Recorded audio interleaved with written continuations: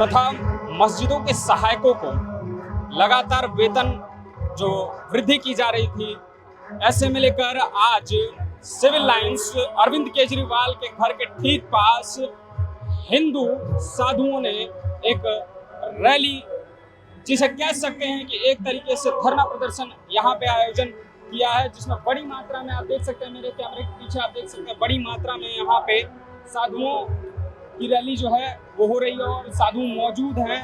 उनका मेन जो मोटो है, जो मेन मुद्दा उनका ये है कि इमामों तथा मस्जिदों के सहायकों का जो वेतन है वो बढ़ाया जा रहा है, उनके मानदेय में वृद्धि हो रही है। ऐसे में पुजारियों को मानदेय, पुजारियों को वेतन क्यों नहीं दिया जा रहा है? तो इस चीज को लेकर हम इस वक्त मौजूद हैं सिविल लाइंस के पास, जहां पे हिंदू पुजारियों का जो है एक धरना प्रदर्शन चल रहा है।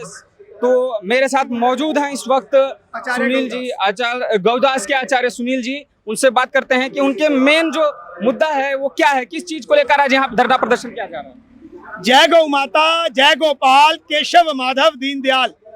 आज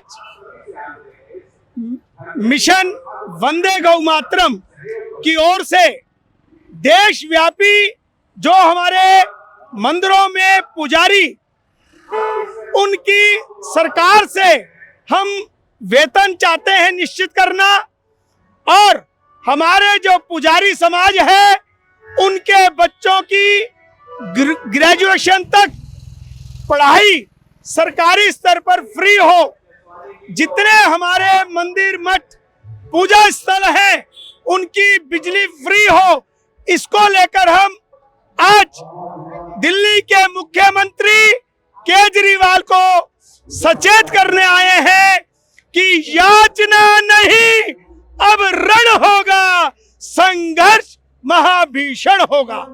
देश के अंदर जो आज दिल्ली की राजधानी में गायों की सड़कों पे दुर्दशा हो रही है, यदि दिल्ली सरकार ने हमारी मांगों को समय रहते नहीं माना तो देश भर के हमारे नमो मिशन वंदे गौ मातरम की ओर से एक देशव्यापी आंदोलन कर दिल्ली के अंदर लाखों लोगों के द्वारा धरना दिया जाएगा। तो सुनील जी, जैसा कि जो है इमामों को जो वेतन है, अरविंद केजरीवाल की सरकार 2014 में सत्ता में आई थी, तब से जो है इमामों के जो वेतन में है, उस वक्त जो मानदेय था 2.64 करोड़ था और वर्तमान में वो 9.67 करोड़ हो गया है। तो ऐसे में जो आज मंदिर पुजारी प्रकोष्ठ की तरफ से ये जो धरना प्रदर्शन किया जा रहा है, तो उसमें जो वेतन को लेकर, मानदेय को लेकर जो ये धरना प्रदर्शन, उसमें आपकी क्या मांग है, किस तरीके से आपके मानदेय हैं? हमारी यही मांग है कि जिन मुगलों ने भारत में आक्रमण किए, जिन मुगलों ने भारत में आके हमारे भगवान श्री राम के मंदिर को तोड़ा, जिन मुगलों ने हमारे भगवान श्री कृष्ण जी की जन्मभूमि पे दरगाह बनाई और हमारे सनातन परंपराओं को नष्ट किया, उनको तो केजरीवाल उन मौलवियों को भारत में आतंकवाद फैलाने के लिए तनख्वाहें देता है, जो सत्य सनातन धर्म पूरे विश्व में शांति का संदेश देता है। वसुधैव कुटुंबकम का जो संदेश आज पूरी दुनिया हमारे भारत के प्रधानमंत्री के माध्यम से हम देख रहे हैं कि भारत कितनी ऊंचाइयों में सनातन धर्म को लेकर आगे बढ़ रहा है। हम यही चाहते हैं, हम इसका विरोध नहीं कर रहे कि दिल्ली में मौलवियों को क्यों देते हैं। मैम, विश्व सनातन हिंदू धर्म के अध्यक्ष हैं, तो आइए जानते हैं इस मुद्दे पे जो ये धरना प्रदर्शन हुआ है, इसमें उनकी क्या जो है टीका टिप्पणी है, उस पर क्या रख सकते हैं? देखिए, जो हमारी दिल्ली सरकार है अभी की, उसने जितना दुर्भांत किया हुआ है हमारे सनातनियों के साथ, हमारे पुजारियों के साथ, हमारे मंदिरों के साथ, एक जो सौतेला व्यवहार किया जाता है। अगर किसी को भी अगर आपने वेतन देना है तो सिर्फ मौलवियों को क्यों, क्या मंदिरों में क्यों नहीं? मंदिर के क्या पुजारी मेहनत नहीं करते हैं क्या? कोविड के टाइम पे उनको परेशानियां नहीं हुई हैं? कई मंदिर ऐसे हैं जिनके पास खाने के लिए, चलाने के लिए भी पैसे नहीं थे क्योंकि कोविड के टाइम पे रिस्ट्रिक्शंस थी, लेकिन वो फैसिलिटीज जितनी भी हैं, वो सारी सहूलियतें सिर्फ मौलवियों को और मस्जिदों को क्यों दी जा रही है? ये दुर्भांत, ये सौतेला व्यवहार क्यों किया जा रहा है? ये इसके खिलाफ आवाज अब उठानी चाहिए थी और सही टाइम पे उठाई गई है। हमारी जो सरकार है भाजपा, उन्होंने अब जो प्रकोष्ठ बनाया है उसके अंतर्गत ये सवाल उठाया जा रहा है और ये मांग भी उठाई जाएगी और ये हमेशा चलती रहेगी। मेन जो मुद्दा है मैम के कहने के हिसाब से है कि केवल मुसलमानों, केवल इमामों को ही नहीं बल्कि हिंदू और साथ साथ जो अन्य समुदाय के लोग हैं, अन्य तबके के जो लोग हैं और अन्य जो जाति धर्म के लोग हैं, उनके भी जो मांग है उनको भी पूरा करना चाहिए। बिल्कुल बिल्कुल, सौतेला व्यवहार नहीं होना चाहिए ना। अगर एक धर्म के साथ आप कर रहे हो तो बाकी धर्मों ने क्या गुनाह किया है, क्या कसूर किया है? सिर्फ इसलिए कि आपकी श्रद्धा वोटों में है, उन वोटों में जो आपको जिन्हें मौलवियों को देंगे अगर सरकार वोट पैसे, तो उसके बाद उसका नतीजा आपका ये होगा कि आपको वोट बैंक मिलेगा, आपको रोहिंग्या मुसलमानों का सपोर्ट मिलेगा। जो आप लोग अब जिस तरह से आप लोग बार बार राजनीति में आ रहे हैं और सिर्फ सनातन धर्म पे ही अटैक करते हैं, वो इसी का नतीजा है ताकि आपको वोट मिल सके। तो जैसा कि अभी हम सिविल लाइंस पे मौजूद हैं और मैम और लोगों के जो बात है उनके हिसाब से सीधी तौर पे ये बात उभर कर सामने आ रही है कि इमामों और मस्जिदों के सहायकों के जो वेतन में मानदेय बढ़ाए गए हैं और सुविधाएं को उनको दिया जा रहा है सरकार के द्वारा, केजरीवाल सरकार के द्वारा। ऐसे में हिंदू और साथ ही साथ अन्य धर्मों के को भी ध्यान में रखते हुए भाजपा प्रकोष्ठ की तरफ से, यहाँ पे हिंदू प्रकोष्ठ की तरफ से यहाँ पे एक बड़े जो है रैली और धरने का आयोजन किया गया है।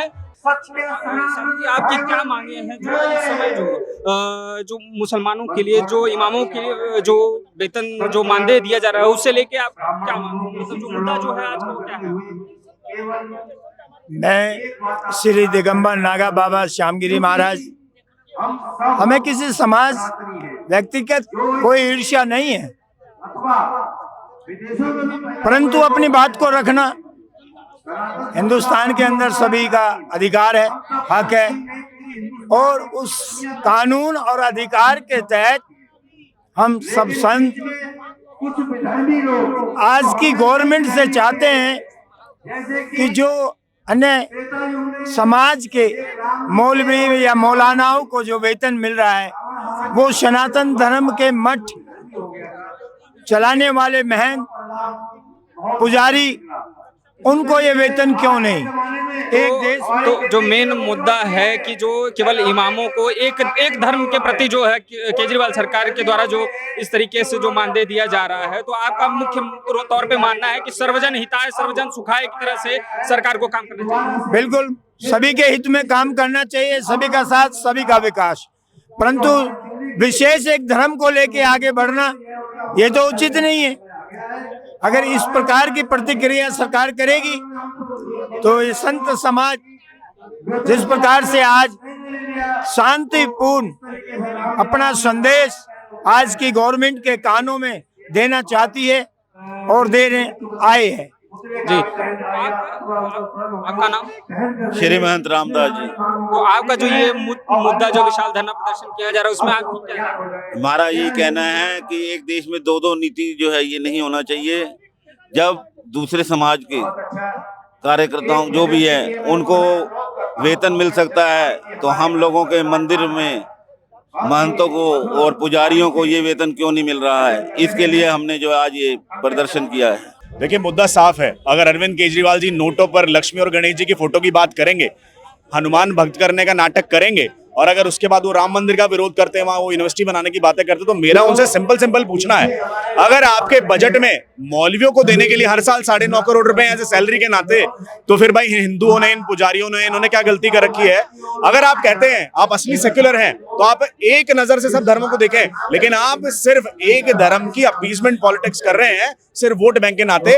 आपको हिंदुओं का वोट तो चाहिए है, लेकिन सिर्फ इलेक्शन के समय पे, उसके बाद इन्हें भूल जाते हैं आप। इनकी सैलरी क्यों नहीं है? इनके मंदिरों का कब ध्यान रखा जाएगा?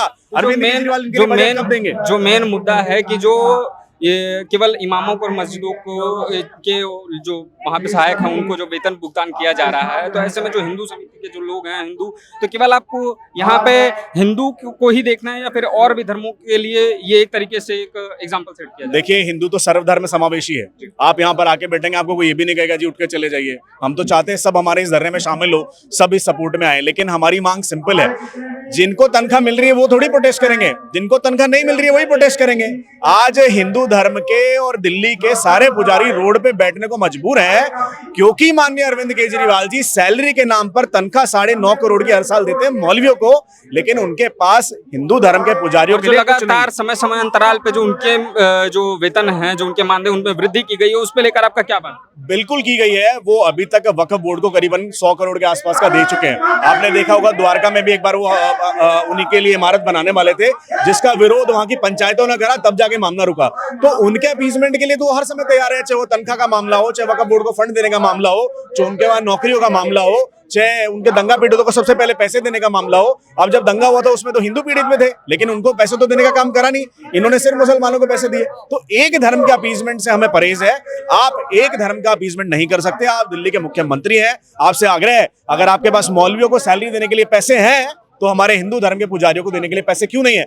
और उस दिल्ली में जो सरप्लस बजट है, जिसका आप कहते हैं कि नहीं, देखिए हम सारा सब्सिडी फ्री करते हैं, लेकिन तब भी हमारे पास पैसा बच जाता है, तो वो बचा हुआ पैसा हमारे हिंदू धर्म के पुजारियों के लिए क्यों नहीं है?